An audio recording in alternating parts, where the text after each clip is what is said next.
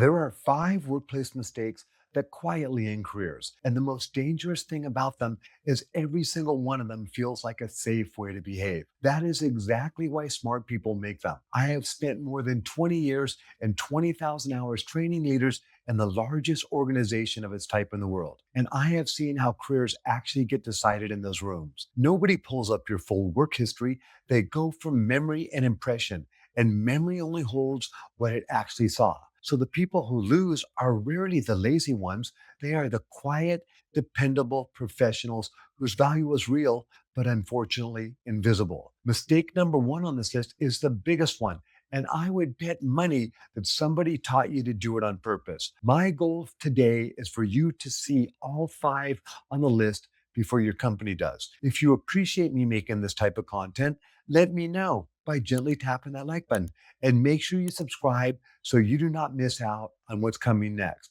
Let's break it down. Point one, the biggest mistake, and the one somebody probably taught you on purpose, is staying quiet and trusting your work will speak for itself. It rarely does. Leaders remember what they saw this month, not what you built 2 years ago. I call this the invisibility trap. Doing excellent work and assuming visibility will follow it automatically. It usually will not. The fix is simple, not flashy. Say what you did in plain language to the person who decides your future before they have to go looking for it. One line in a weekly update is enough.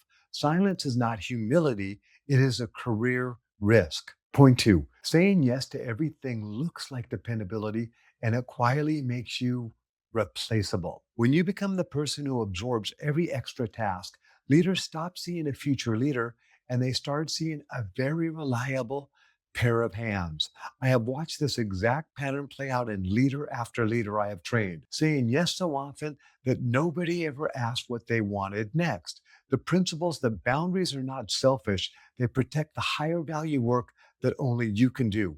The application is one honest sentence the next time you're asked to take something on. I can take that on, and here's what I'll need to move off of my plate first. Point three, staying agreeable in every meeting feels safe and is quietly costing you influence. When you never disagree out loud with anything, people stop asking your opinion because they already know what you will say. The principle is that trust is built through honest friction, not constant agreement.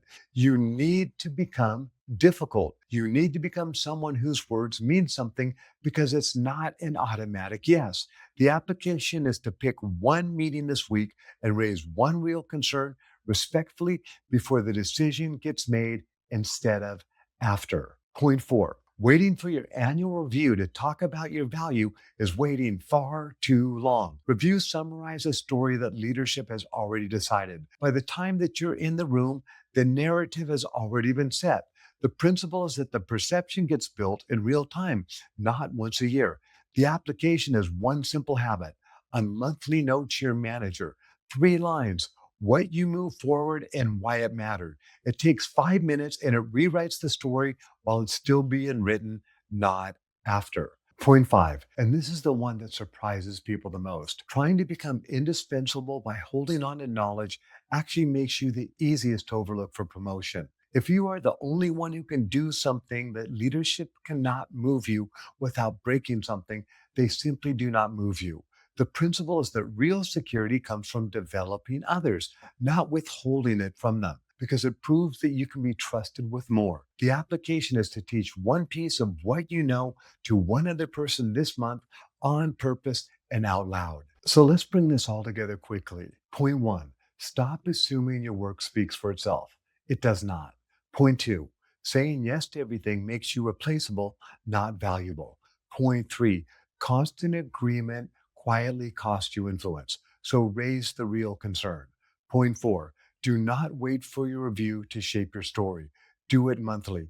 And point five, holding on to knowledge does not protect you, it gets you overlooked. So teach what you know. If you take one action today, pick the one that stung the most and do the smallest version of it this week. That is how you get seen before the decision gets made without you. If you appreciate me making this type of content, let me know by gently tapping that like button so we can keep growing together. We are not here to avoid pressure. We are here to embrace it. We are building strength and we are turning snowflakes into diamonds.